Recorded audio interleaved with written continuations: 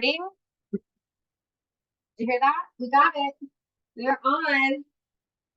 So recording is in progress, you guys. I've got a couple of people in on the Zoom.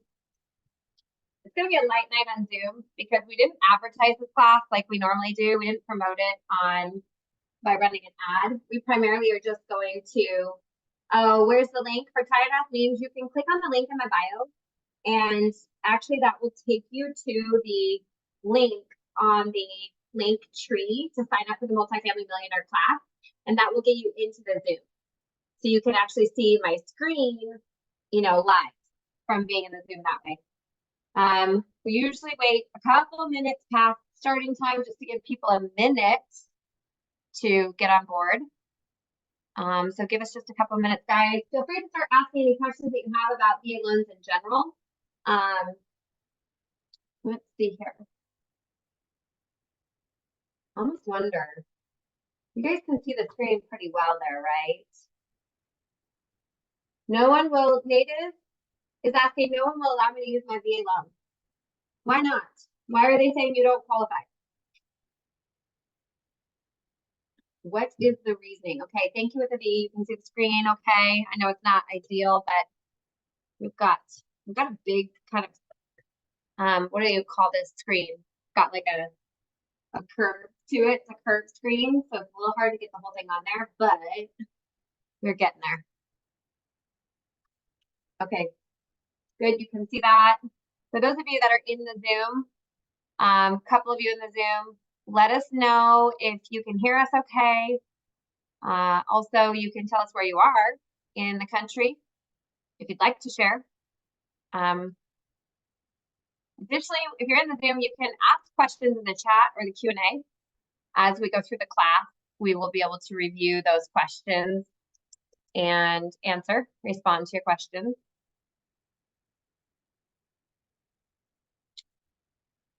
I'm gonna give it a couple more minutes and get rolling. Class is closed. Is it over? Zakasha, no, it's not over. Link says event ended, so I can't sign it. Interesting. I saw Haley on here a minute ago. Is Haley still on here? She might be able to resolve that issue. Let me see. Let me test it for you guys. Let me go to my link tree and see what I can accomplish here. If I'm getting the same issue, then we're really in trouble.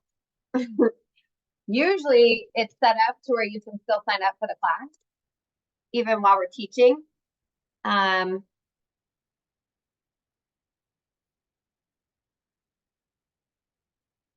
Oh, okay. Learning about strawberry cheesecake on TikTok. Seriously, I'm just trying to go to my own profile. Okay. So if I go to the link tree and I click on the link, become a multifamily millionaire. Sales ended. It does say sales ended. Michael, can you try and message Haley and see if she can open that back up? We're going to try and open that back up for anybody who wants to. Yeah, cheesecake, I know. Looks good. Strawberry cheesecake. Not on the diet right now. Mike and I are doing like a 30-30-30 diet, and it's basically we're eating a lot of vegetables, not even rice, you guys. We're not even supposed to have rice. We did just whack some rice though. We've been doing this religiously for like 3 weeks. We've been really good to get one cheat day a week, which is cool. But let's start heading into the Multifamily Millionaire curriculum so that you guys can see a little bit about starting to invest with multifamily properties, right? VA obviously allows you to invest in multifamily using your VA loan, which is pretty sweet. It's a great opportunity, to be honest, for you to start building real estate portfolio, even though VA primarily did not intend for the VA loan program to be you building a real estate portfolio. It has kind of been working out to be that way. So a lot of people are leveraging their VA home loan benefit because they want to get into multifamily. The best way to get into multifamily is starting with 2, 3, 4 units.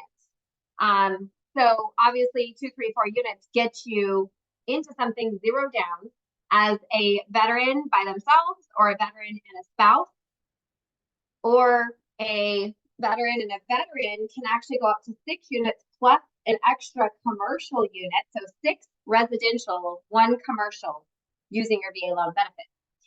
So obviously the basic overview of using your VA loan, who qualifies for the benefit, it's active duty service, active duty service members. If you served for 90 days minimum during wartime or 120 days during peacetime, you would qualify if you were discharged either under honorable discharge, general discharge, and then sometimes other than honorable discharge can qualify. Your dishonorable discharge, that's where you're going to have issues qualifying. But if you had a dishonorable discharge, but you had another term of service where you had an honorable discharge, that honorable discharge will trump the dishonorable discharge. Okay. So if you have 2 terms of service, you serve 1 term or 2 terms, and you have an honorable discharge, then you end up in a situation where you get a dishonorable discharge or an OC or other than honorable. You can still qualify using that honorable discharge that you received. If you're reserves the National Guard, it's 6 years reserves or guard, or you had to have been activated under Title 10 or Title 32 orders, which then would allow you to qualify after just 90 days of active duty service in the reserves or the National Guard. So we do have a lot of people that qualify from being activated under Title 10 or Title 32 orders in the Guard and the reserves. And then the surviving spouse benefit. This is if you're a spouse of a deceased service member that died as a result of a service-connected disability or in service, you should qualify as long as you remain single up to the age of, I believe it's 57. Is that right, Michael? 57, yep. So, and that's just the VA benefits thing. That's not just the VA home loan benefit. It's an all benefits, all VA benefits thing. The age. Understanding your VA loan, the key features and advantages of using the VA loan, especially with multifamily, is obviously there's no down payment. Normally, if you're buying multifamily, you have to put larger down payment down. So the VA loan gives you the ability to get into the property 0 down. No private mortgage insurance, that saves you money every month. Private mortgage insurance protects the lender if you default on the loan. So, PMI is a waste of money for any military service member. Anybody who has earned the VA loan benefit and has the ability to use the VA loan, don't pay PMI. Don't be stuck in a loan where you're paying private mortgage insurance. There's no loan limits as well. So if you're using your VA loan, there is no cap on how much you can borrow as long as you can credit and income qualify and you have enough VA loan entitlement. You would have enough VA loan entitlement if you don't currently have a VA loan outstanding at the time that you're purchasing.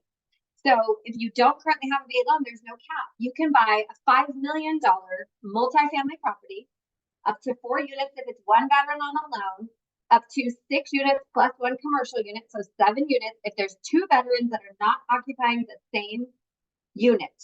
So that means it's assumed that they're not married veterans, because if you're married veterans, there's dual military household, then it's assumed that you're going to occupy the same unit. Okay, unfortunately, that's the way the VA looks at that. So no minimum credit score. You do not have to have landlord experience to finance a multifamily using the VA loan. A lot of people think that you have to have landlord experience, but you don't. That's not a requirement. So landlord experience comes into play for some lenders because they overlay the benefits, but you're not required to have a landlord experience. If you're going to use the rental income from the units that you're not living in, obviously as a VA loan, you have to occupy 1 unit. You can rent out the other units. If you're not going to use rental income to qualify, 75% of the income from the other units, we'll go over this I'll show you guys a scenario. Then you have to have a property management company if you don't have landlord experience. But it's not a requirement that you do have landlord experience, which gives you the ability to start doing this having never been a landlord before. You could even do this on your very first VA purchase, which I do suggest. Oops, I have a really wacky computer right now, and so it's going to shut off my screen every once in a while. But I do suggest that those of you that are looking to purchase using your VA loan for the first time, I don't think it's a bad idea that you're looking at multifamily. It just depends on where you're at, what your price point is. Maybe go 2 units if you're uncomfortable with a lot of units, managing a lot of units. You could start at 2. That way you only have your unit that you're living in and you're managing 1 other person. Thank you. The sign-ins are fixed, you guys. So if you want to click on the link and go back to signing in to get into the Zoom presentation, you can do that through clicking on the Linktree link. It will give you the opportunity to sign up for the Multi-Family Millionaire Class. Okay, so if you guys want to actually get into the Zoom, feel free to do so. It's zero down, seller paid, closing costs, and debt payoff. The VA loan is the most lenient and aggressive with how much the seller can pay towards your debt payoff. Okay, so on a VA loan, the seller can pay up to no limit on your closing costs, right? So the seller can pay all of your closing costs on a VA loan, and then they can pay up to 4% towards debt payoff. So let's say you need to pay off an auto loan to qualify for this loan. The seller can pay up to 4% minus your prepaid towards debt payoff. So if you're buying a $500,000 house, 4% would be $20,000 minus your prepaids, which is your taxes and insurance. So let's say your prepaids are $4,000. You've got $16,000 left over that the seller can pay towards your closing costs, or excuse me, towards your debt payoff. So they could pay off a credit card, they could pay off an auto loan, they could pay off multiple credit cards to help your cash flow. And you're essentially financing that seller paid debt into your purchase price, but it's absolutely a limit. No limit if no outstanding VA loan, right? We talked about this. So there's no limit on how much you can borrow using the VA loan as long as your credit and income qualify. And the cool thing about multifamily is you get 75% of the rental income on the units that you will not be living in to help you qualify. So we'll talk about that a little bit later on in the slides. Why would you want to purchase multifamily in this economy right now? Number one reason, affordability, right? Home prices are higher. Interest rates are higher than they've been. So how do you find yourself in a position that you can use your VA loan benefit to buy something when home prices are more expensive? And the monthly payment is more expensive today than it was 2 or 3 years ago when interest rates were 2.5 or 3.3%. So how why that makes more sense is because now if you buy a fourplex and you are spending, your mortgage payment is let's say $4,500. Let's just go big. If your fourplex is $4,500 a month and you've got 4 units, you're having to occupy one of those units, right? So you have 3 units you can turn into a rental property. Let's say those units are each cash flowing $1,000 a month, okay? That means you're receiving $3,000 a month for that property, and your expense on it is only $1,500 a month. Then when you move out, you can rent that 3rd or 4th unit, for another $1,000. Now your cash flow, or that money that you have to spend on that property, is only $500 a month. But let's say rents in that market go up, and so you can actually increase your rents to $1,250 a piece, because that's what actual current market rents are. And this is when it becomes important to be looking at the right properties that have some, some benefit for you to purchase, because they have the ability for you to increase rents. Or you can do some repairs, which then justifies increasing rent. Now you're cash flowing more in the property. Now you're offsetting the entire mortgage payment. And then, hey, wait, when you get to refinance, because you can refinance after you've moved out of the property, you can refinance using your VA loan when rates go down. And when rates go down, if you refinance, now your mortgage payment goes down. Now you don't have to, now you're cash flowing more money because your rents aren't going to go down typically. It's rare for rents to go down. Rent prices continue to go up. So affordability, hedging against the current market. You've got rental income, you've got cash flow. You've got somebody else paying your mortgage. So they're paying down your mortgage every month with the payments they're making you. It also helps you in the event that something happens to your income. You have the ability to use that income that's coming in to offset the mortgage payment. It makes it easier to afford to buy something because you've got instant income coming in to help you offset that mortgage. Tax write-offs. There are tax write-offs. Every year when you go to file your taxes, if you have a rental property, you're going to provide the information to your accountant on your leases, how much income you're receiving. Your accountant will be able to do a depreciation on the property, which could save you money. You'll have write-offs. You'll have a business now because you have a rental business. So you'll have a place that you could push some write-off. Also, when you go to sell a multifamily property, home values on multifamily, they increase more rapidly and they are more stable than single family because landlords and investors are always looking for multifamily deals. And more people want to become investors because they realize that 80 or 90% of the millionaires in this country became wealthy off of real estate. So it's a huge opportunity for us to build generational wealth, build some financial freedom. It's not as risky as other investments. You know, you buy a bunch of Bitcoin today, and I have Bitcoin, but I don't have all of my money in Bitcoin. I have most of my money in real estate. But I own Bitcoin, and I know that there's a day that Bitcoin could go to zero, and I could end up with nothing. But if I have a building, it's a tangible asset. Somebody's not going to be able to take that away from me as long as I'm making my mortgage payment and I'm paying my taxes, right? Appreciation of value, long-term rental real estate portfolios. You know, creating a portfolio. A lot of people want passive income. And you see a lot about how the wealthy people avoid taxes. You know, they're doing it legally. And a lot of wealthy people do pay taxes as well. But there are loopholes and there are ways to create income that's coming in.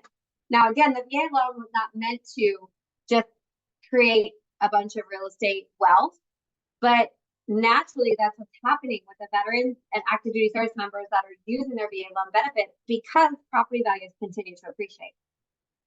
Why financing is superior, why VA financing is superior. So like I said before, VA loans can be used for properties up to 7 units. So a 7-unit building has to have a commercial unit, 1 commercial unit to get to that 7 units.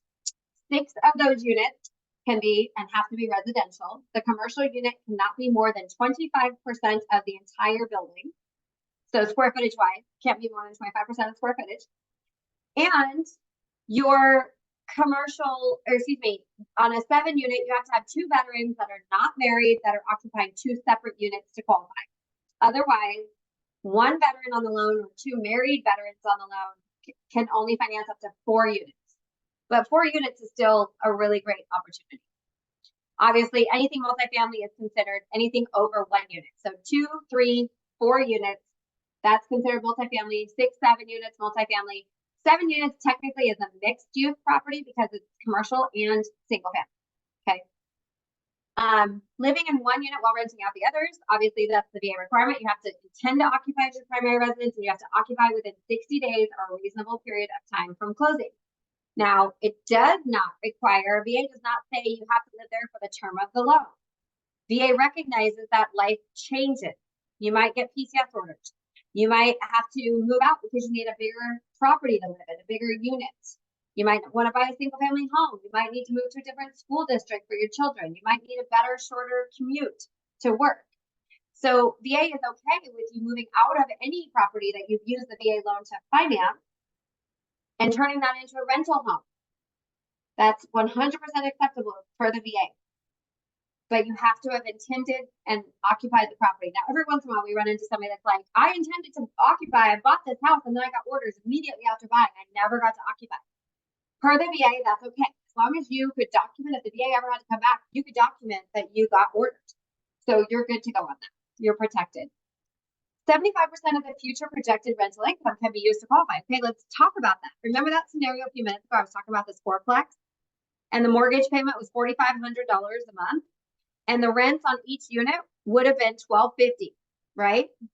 So 4 units times $1,250. But wait, you have to live in 1 unit, right? So you can't use the rental income on the unit that you live in, but you can use the rental income, 75% of the rental income on the other unit. So 1,250 times 3, I'm going to do the math for you guys here. 1,250, whoop, typo, times 3 units, that's $3,750. Okay, so $3,750 is your monthly income. Now you can use 75% of that as qualifiable income. So $2,825, $2,812 is rental income that we can use to qualify you for this multifamily. So now, if your actual mortgage payment is $4,500 minus the multifamily income, the qualifying income at $28,1250, which is 75% of your actual rent. That means you're only having to qualify for a $1,687 mortgage payment. $1,687. That's like a $250,000 house. So now you're occupying and purchasing a fourplex that you were able to qualify for much more easily because you can use 75% of the future projected rental income to qualify. No additional credit requirements to buy a multifamily. No landlord experience is required. You do have to have 6 months of reserves in an account post-closing. This does not mean you have to use the money. This is reserves. So this is money left over. It can be a TSP. It can be a stock account, a money market. It can be a CD. It can be any of those types of accounts. It can be a checking, a savings account. You have to have 6 months of the mortgage payment left post-closing after you pay for the closing costs and everything when you close on the house. And this is just so you have reserves. And this is only when we're using rental income to qualify, okay? If we don't need the rental income to qualify, you do not have to have 6 months of reserves when you're buying multifamily. Is there cash flow or cash? No. You must have the right tailwinds for the success of your journey, right?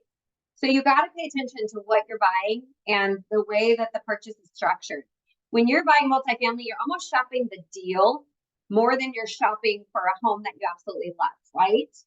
Multifamily is you're shopping for the right deal. You're shopping for the right price. You're shopping for the right, something that has increased opportunity for you to remodel, update the different units, which will increase the value.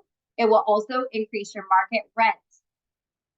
So an upside potential is very important. If you're looking to maximize what your opportunity is in buying multifamily, you have to know the market. Do your market research to understand the local market. If you're not from there, this is why real estate agents become very valuable. One of the reasons why real estate agents become very valuable, because they have access to the MLS. They can do market analysis for you. They can figure out what a fair market rent would be. You can also do that by going to hotpads.com. You can go to Zillow, which has rental properties on there. You can see what other rental properties are renting for. When Mike and I got Airbnbs, this is what we decided to do. We went and we did research on VRBO and Airbnb, and we looked to see how much are similar properties renting for, in what days of the month and what days of the week. How much are they getting on average? So this is how we figured out what an average rental would be for a short-term rental. You could short-term rental your units if you wanted to. There's no restriction on that. Yeah, so we asked that question actually just now. That's funny. Whoa, weird. You can short-term, you can mid-term, and you can long-term. Mid-term is, it's a shorter lease, 3 months. Short-term is obviously typically less than 30 days. And then a long-term rental is usually over 3 months. But do your market research, enlist real estate agents, talk to property management companies. We're going to talk a little bit about that in a second. Personally visit the market. If you are not familiar with it, drive around, go to Google Maps. Google Maps can help you a lot because you can kind of see the neighborhood a little bit.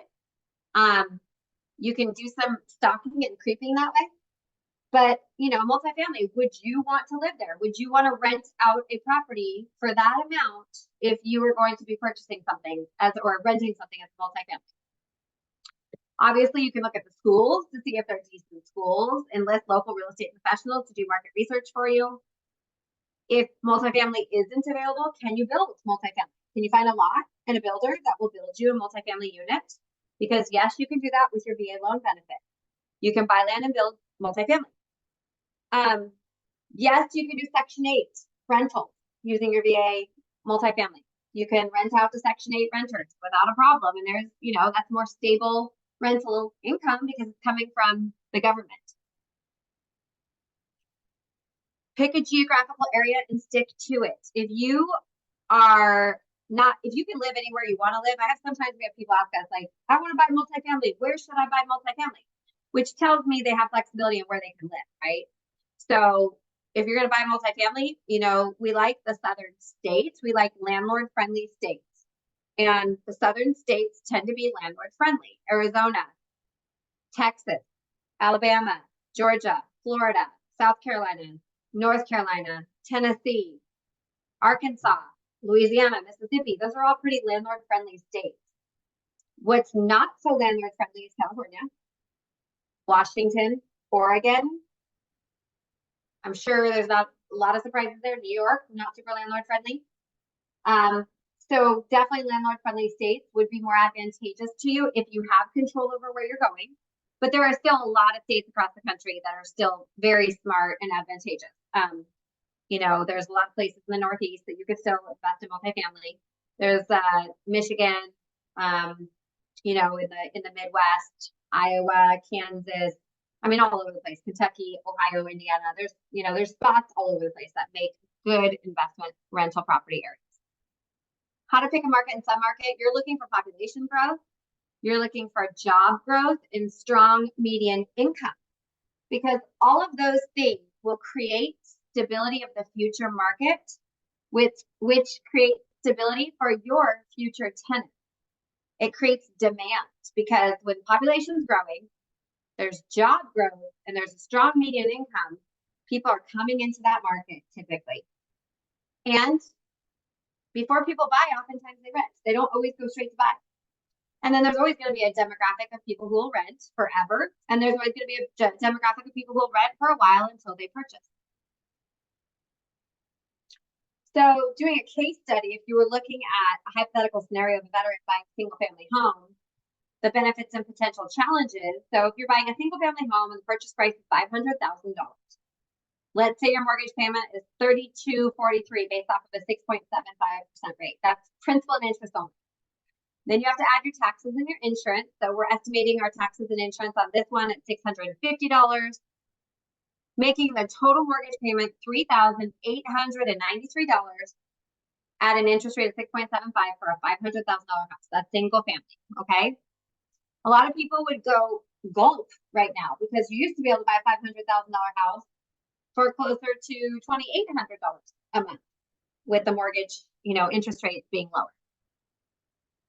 But I'll tell you what, when mortgage interest rates go up and home prices go up, Mike and I don't stop buying real estate. We just buy different. We buy differently. Our strategy changes. And right now, Mike and I are in the market looking at multifamily. So if you bought a multifamily, let's do the same scenario, example of purchasing a multifamily property as a triplex purchase. The purchase price is $500,000. Your mortgage payment, same mortgage payment, right? That doesn't change. Your interest rate doesn't change whether you're buying multifamily or single family on a VA loan. For $3,243 with principal and interest, then you add taxes and insurance for $650, total mortgage payment $38.93, same interest rate. Rental income from 2 units at $3,000 a month. I'm sorry, I think that's actually 3 units, 2 units at $1,500 each for a total of $3,000 per month. That makes more sense, right? Now your net monthly cost to you, the buyer, you're living in 1 unit for $893 a month. I guarantee in most markets, you won't be able to go find your own rental for $893 a month. So see how this becomes advantageous for a VA buyer going 0 down on a multifamily. When you start getting over 2 units, you're usually breaking even, right? Maybe even having to pay a little bit. 3 units, you're usually breaking even. 4 units is typically where you start seeing positive cash flow.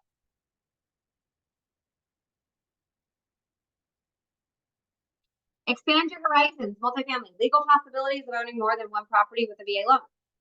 So obviously you have the ability to do this. You can have multiple multifamily properties using your VA loan.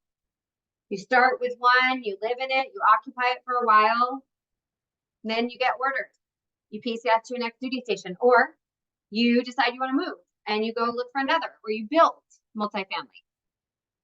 You can probably, depending on your loan limit, the county loan limit where you're going to be buying and where you live, that will determine how many properties can you have over time, right? That's how the VA loan limit works. Obviously, we did talk about occupancy. You have to live in it as your primary residence. VA requires that. You have to intend to occupy as your primary, and you have to occupy within 60 days or a reasonable period of time from closing. If you are using the rental income to qualify, 75% of the rents to qualify, and you don't have landlord experience, you've never managed any housing, then you do have to have a property management company that you hire. You must use a property management company for the first 12 months of ownership. After 12 months, VA doesn't care what you do, but they want you to at least use a property management company because there are benefits to using a property management company, especially if you're active duty military and you have to PCS or you have to move. They want you to be able to have the support and assistance and legal expertise of a property management company. They know the state laws, they know the lease properties of writing up a proper lease and how to protect yourself legally. They also know move in, move out processes. They have contractors that can do repairs and updates if you need to paint the walls or replace carpet or do anything like that after a tenant leaves. They have the ability to do all of those things. They also screen your tenants and they will do credit checks and they will help you find tenants. You literally can hire, if you hire the right property management company, you really don't have to do that much to own investment properties. And even if you're living in the same building, I don't even know if I'd want people to know I own the building. If I lived in the same building, I'd probably be quiet about that because I don't want them knocking on my door. If I'm hiring a property management company, I want them to earn their money. So I probably wouldn't even tell people. Zakasha or Zakasia, can I use the home loan? Can I use the loan to buy a home and multifamily building in the same loan? So no, you can't have a home and a multifamily building on the same property with one loan. Multifamily has to be like by itself, and then, or you have single family by itself, but you can't have a single family and a multifamily on the same lot. Unfortunately, I don't know any financing program that would do that other than like non-conforming financing. So no conventional FHA, USDA, or VA doesn't allow that. But that's a good question. Again, property management companies. Real estate investments are either easy on the front end and hard on the back end, hard on the front end and easy on the back end. There's always going to be a little bit of work, right? Doing the right research, looking into what properties, what rents have done, what the historical rents have done in a market. Managing, looking into property management companies, trying to find the right ones, calling references, looking for resources, getting reviews, reading reviews online. All of those things will take a little bit of time, but they will save you money in the long run.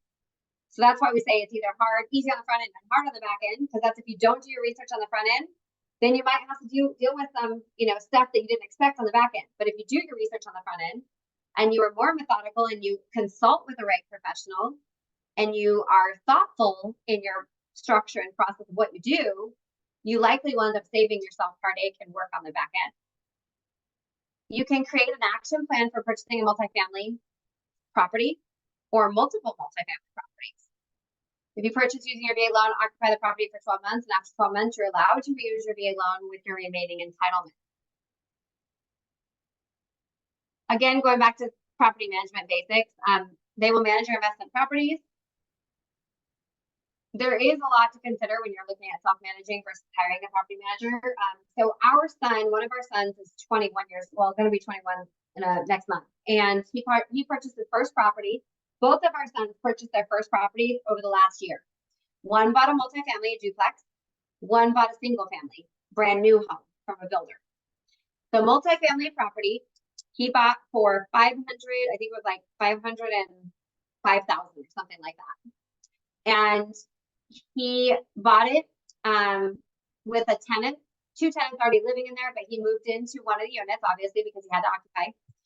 And he was initially receiving, I think, $1,750 for the other unit, which is a 2-bedroom unit. He occupies the 3-bedroom unit because he wanted to move into it and do some updates so that he could then raise rent. So his mortgage payment is it's like roughly $3,800, almost the same scenario that I showed you earlier. And I think actually his mortgage payment might be $4,000, but they're lowering his taxes, so it will be $3,800. So if he's receiving $1,750 for one unit, then he pays the difference. So it's close to, it's like $1,900 and some change. Actually, it's not. It's $2,050. I do math for a living, yeah. So his renters wanted to extend their lease, and so he was able to increase their rent by $200 a month because rents are going up in the market that he's in. He's in Boise, Idaho. Rents are going up in Boise, Idaho. Prices are going up. People are moving there from California and all over the place. And he ended up being able to increase his rent. So now he received $19.50 a month, and his cost for his 3-bedroom unit just went down. Well, he's been doing the remodel, and at a year, he's going to move out of his property, and he consulted with the property management company to see how much he could rent out his unit that he's living in right now for, and he's at like $2,300 a month for that unit. So now he'll have $2,300 plus the $19.50 a month for his rental income.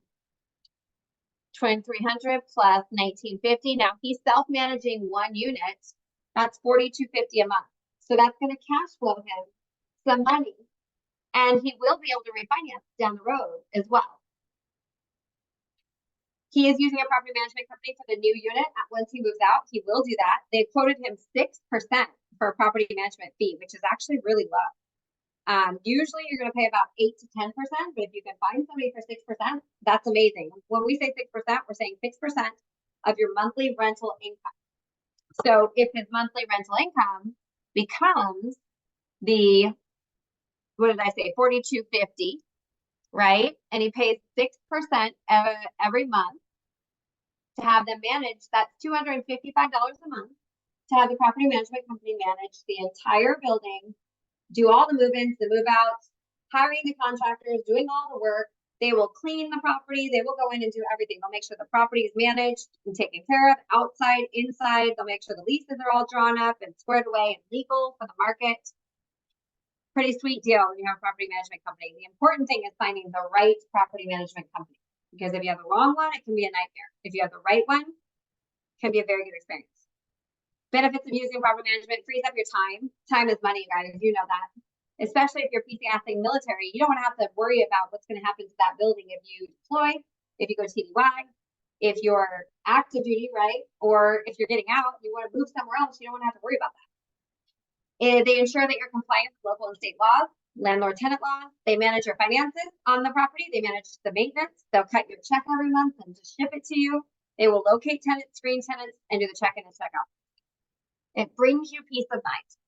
And I'm not saying you have to do it forever, but it's a good opportunity to learn how to manage your properties by using a property management company. And that's why VA requires it in year one if you're using the rental income. So quick overview of VA refinancing options. How to refinance.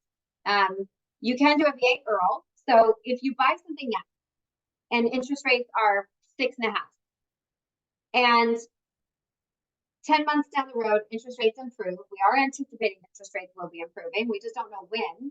But inflation, rates jumped up from like 3.5% to 7.5%, 8.5% at one point. They jumped up very rapidly, and it's because inflation kind of got out of control. So we do anticipate interest rates are going to slow down and come back down. When that happens, you'll have the ability to refinance using your VA IRRRL, interest rate reduction refinance loan. It's IRRRM, interest rate reduction refinance loan. For those of you that have a VA loan, you're probably already getting mailers from mortgage companies trying to solicit you to refinance, because there are a lot of mortgage companies popped up across the country, and all they do is sit there and try and refinance veterans over and over and over again. So it's not necessarily the best decision for you to refinance all the time. There is a Fed meeting tomorrow. Yep. So we'll see what they do with rates. I feel like they're going to leave rates where they're at right now, and maybe leave them for one more meeting to see how more data comes out, because, employment numbers have always been off. They're always askew. The numbers are always messed with. To be honest, I think there's a lot of political BS that happens with those numbers. But if that's the case, and they hold one more month and then they start lowering the Fed funds rate, then we should start seeing relief. But as inflation comes down, we start seeing relief in mortgage interest rates, because as inflation comes down, that's an indicator that the Feds are going to start lowering rates again. And that's an indicator that investors are buying mortgage-backed securities again. How long do you have to wait to refinance? Marius, good question. So when you buy, your first payment is typically 1 to 2 months out from your purchase date. 210 days from your first payment due date is when you can actually refinance. Okay. So 210 days from your first payment due date, you can close on a refinance loan. The VA started making all these requirements because mortgage companies were sitting in their call centers, just refinancing veterans over and over again, and it wasn't the best financial decision for a lot of those veterans. So they put all these laws into place to try and stop these shady ass lenders from just sitting back and trying to make money off of people. So you have to wait 210 days from your first payment due date on your mortgage that you currently have, even if it was a refinance, 210 days. You don't need an appraisal. You don't need income documents. You don't need asset documents. You don't need to bring cash to closing out of pocket usually. Usually you can skip 1 to 2 mortgage payments with a VA interest rate reduction refinance. Usually the rule is you have to lower your interest rate by at least a 0.5 percentage point, and you have to recoup the cost of refinancing within 36 months. So the cost of refinance has to be recovered within 36 months of closing on your refinance. And it is allowed on a property that you're no longer living in that has a VA loan on it, and it's the same interest rate. At least with us, it is. I can't say that for all mortgage companies. Other mortgage companies might charge a premium for it being a investment property VA loan, but we do not charge a premium for that. So our interest rate will be the same, whether you're living in it or not.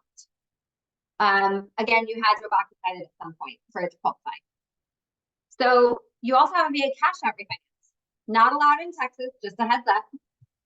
You can go up to 100% loan to value. So let's say you do buy a multifamily. Have you guys ever heard of people borrowing money against their own assets, and then that money ends up being tax-free money? That's how they do it. They borrow, they increase their assets value, and then they borrow against those assets, and that's tax-free money that you don't have to pay taxes on.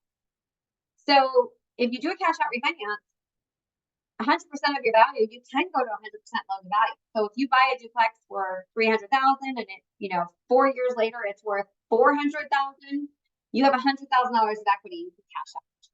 Now, there are closing costs associated with that type of refinance. You do have to have an appraisal. There are closing costs associated with the deferral as well. They're just minimal. They're lesser than they would be on a cash out refinance. Still fairly affordable for VA refinances. You can go up to 100% of your value, meaning you can borrow all the way up to the value, but there's a premium on the interest rate if you go over 90% of your value. So it's usually better if you can stay below 90% of the value. You do have to require, there is an appraisal, you do have to have income documents, you do have to have asset documents. That means you basically have to income and asset qualify. You do have to, credit qualify. Now, again, keep in mind, VA does not have a minimum credit score requirement. But when I say credit qualify, I'm talking about have you reestablished credit and you don't have late payments typically in the last 12 months. Now, I do have a client right now who's just got pre-approved, and they do have a late payment in the last 30 days or the last 12 months on their mortgage, but they did still qualify because it was just one isolated event. So that can still happen. A cash out refinance, you can again skip 1 to 2 mortgage payments. Usually you're getting cash back at closing. That's the whole point, cash out refinance. Lowering your interest rate, shortening your term. Both of those things can happen depending on what your current interest rate is and what your new mortgage interest rate will be. That is not allowed on investment properties. So now when I say not allowed on investment properties, I'm talking about you've moved out, you're no longer living in it. If you're living in it, it's still considered owner occupied. Even though you have other units that are producing income as investment properties, it's still considered owner occupied. So when I say not allowed on investment properties, that simply means you can't do a cash out refinance after you've already moved out of the property. So major mistakes to avoid in real estate investment. Some of the important things when you're buying multifamily is you really need to make sure that the contract is worded properly. You need to make sure that you know what rents are on the current unit. What does the lease agreement look like? You need to review the lease agreement with your real estate agent, maybe even with a property management company or an attorney, to make sure that you know what the current lease agreement with the current tenants looks like. You also need to make sure it's in writing how the rent is transferred from the current owner to you. Also, how are the security deposits transferred? If you're using the same property management company that they were using, it's a little bit easier. But if you're not, then you have to make sure those things are in writing. When our son got under contract and wrote and closed on his duplex, he did not have that in his contract. So he had to hunt down his security deposit and the rent the first month that the tenant was paying their rent. He had to go get it. So it wasn't anything catastrophic, but it was extra work for him.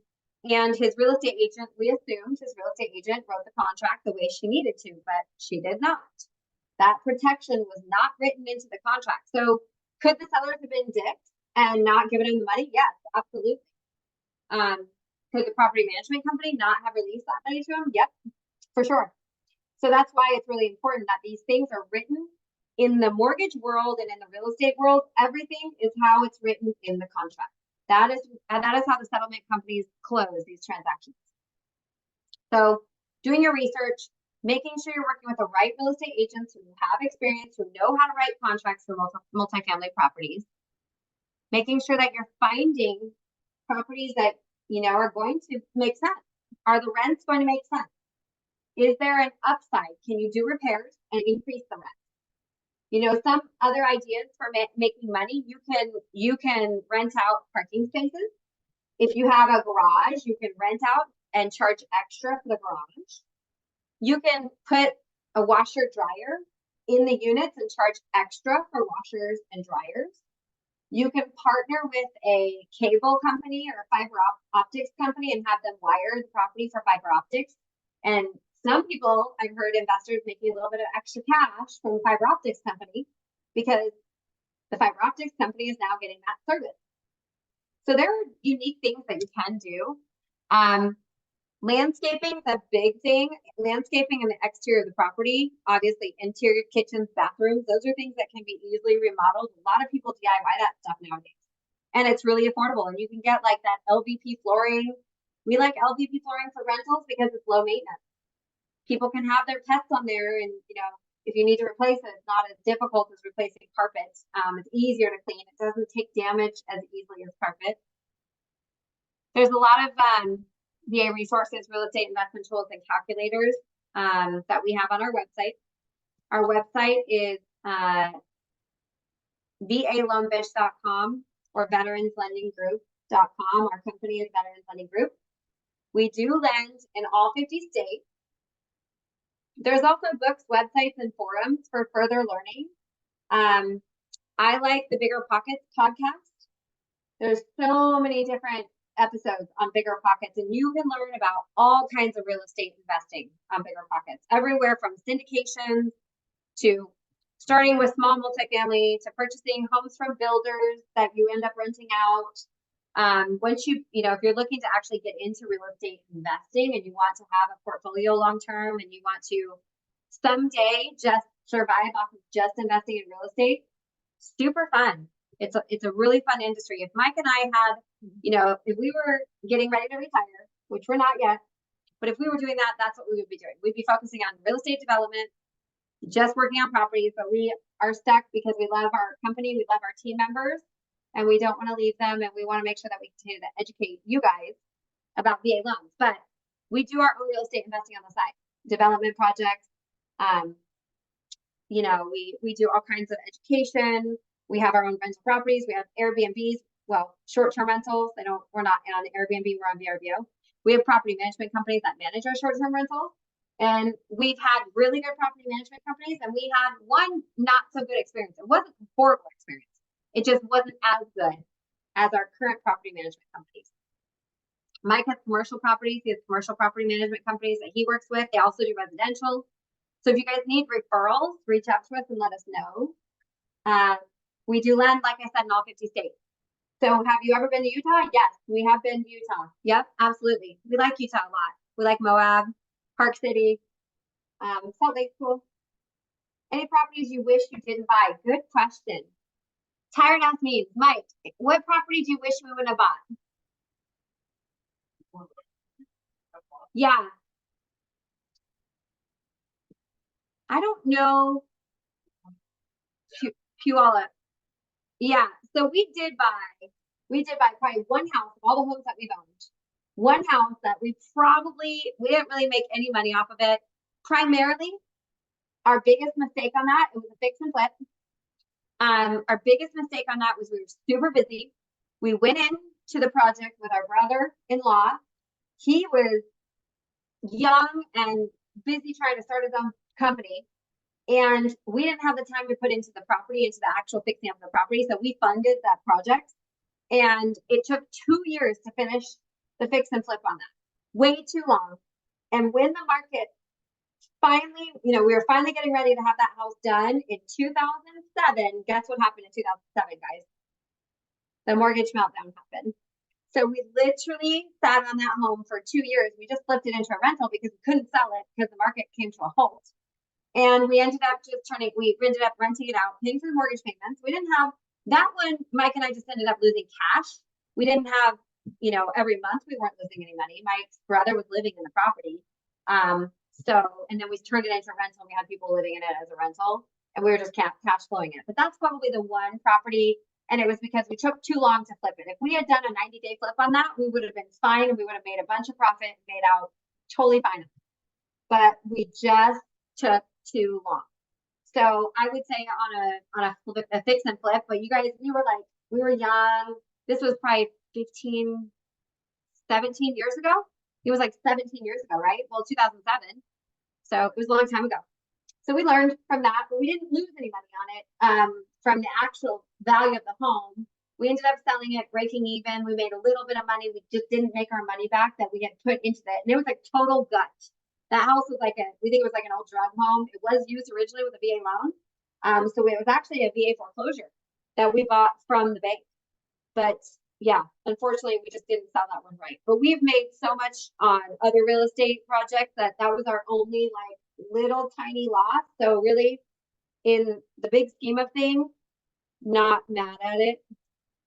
I don't know if we wouldn't have not purchased it again. I think we still would have purchased it. I think we would have just hired contractors and gotten the work done quick. So I bought property in Norfolk a month before the market crashed. The value never went back up. Really? Even to this day, the value is not back up? Because, we did, like I said, we saw the property values decrease rapidly in 2007. But, I mean, they're definitely way over where they were in 2006 at the height of the market. Yep, sold it last year for a lot. That is a damn shame. And I'm surprised because Norfolk and Virginia Beach, I mean, that market is expensive. Not expensive, like massively expensive, but it's, and we keep hearing multi-offer situations up there.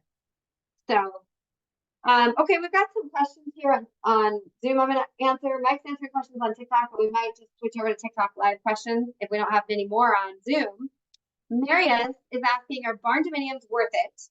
Can you build multifamily barn dominiums? I've had this question a couple times. It's a unique structure.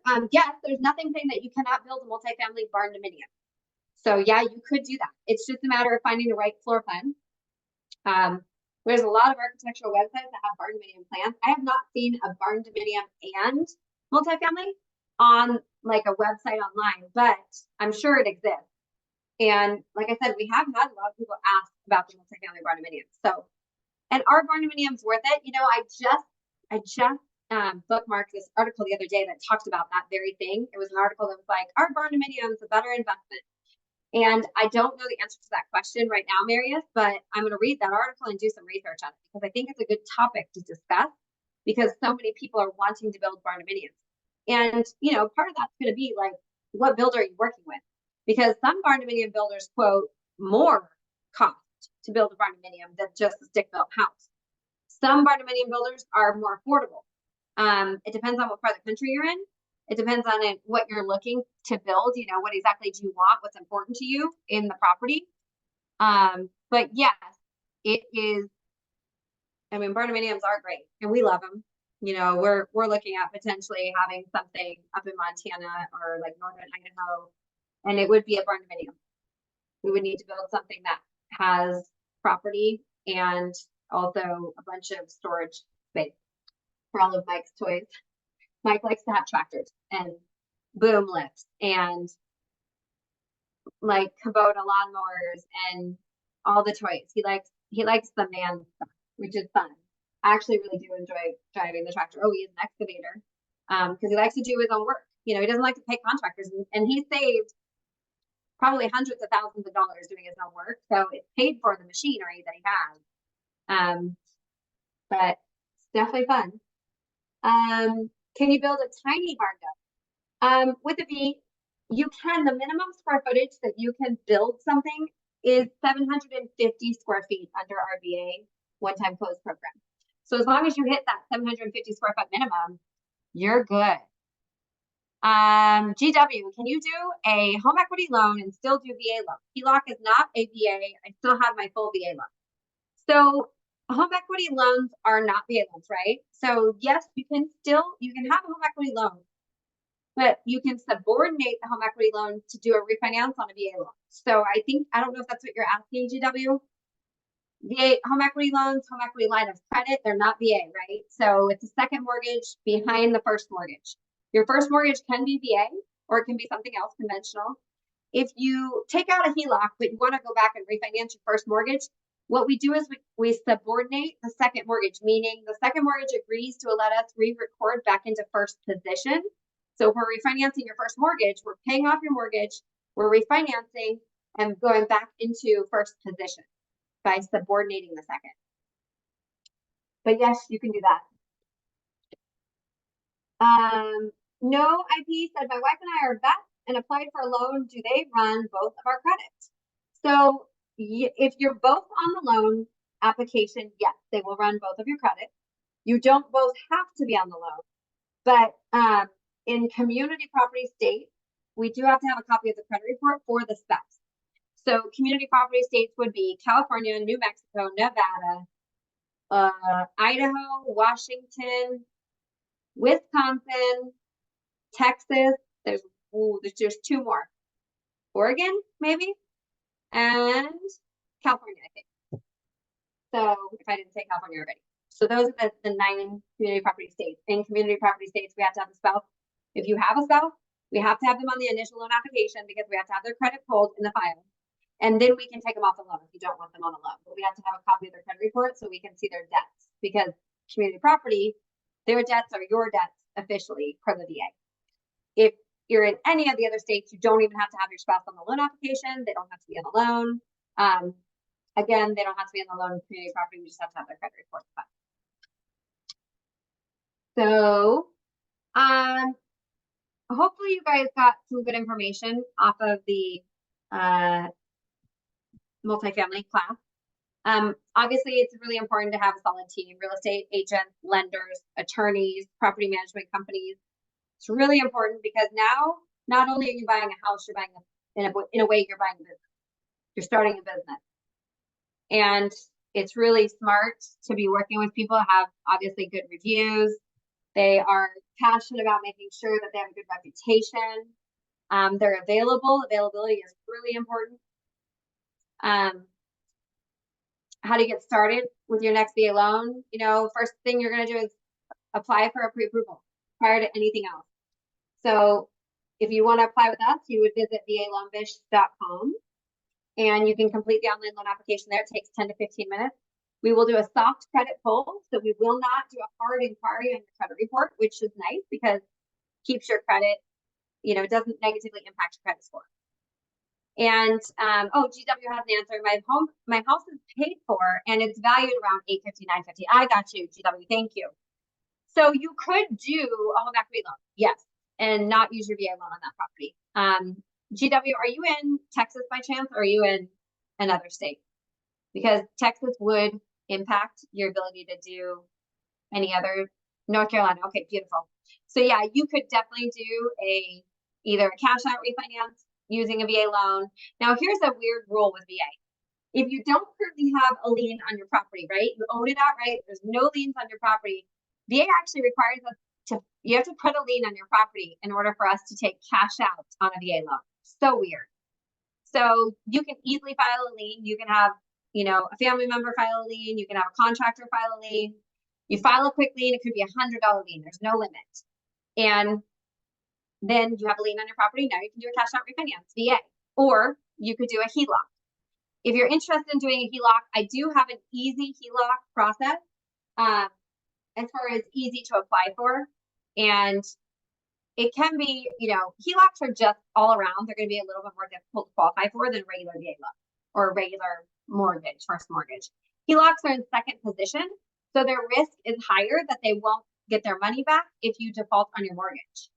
But if you're interested in applying for a HELOC and getting a quick answer, GW, I have a link in my bio on my TikTok, and you can click on the TikTok and go to the link tree, and it will take you to apply for that home equity line of credit. And you can get that money sometimes in as little as 5 days.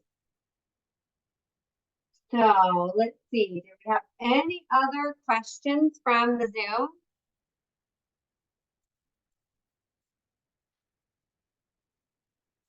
Thank you guys so much for attending the multifamily. I mean, this past week, we just started teaching this last month. This is our second time teaching it. Let us know if you think there's anything else that we are missing that you want us to cover in a multifamily class. I think that kind of going into the property management and leases a little bit more could be cool, but it might also be boring for you guys. It's hard to relate it to something until you actually have a property and you're actually reviewing your own leases and your own stuff. That's the problem. Like sometimes we do educate, but sometimes it's almost too much information until you're actually going through it yourself and then you have your own scenarios. Sometimes it's best to educate or re-educate in the moment. Practical application when you actually have your scenario that you're working. Looking at budget, that's something that's important. Obviously, once you get your pre-approval ceiling limit, when we're pre-approving you for multifamily, it's a little bit more complicated than pre-approving you for a single family. Here's the reason why. When we pre-approve you for a single family, we know we're saying, okay, we're going to pre-approve you for a $500,000 house. We're not using any rental income to offset the mortgage payment. So we don't need to know what the rental income is for that property.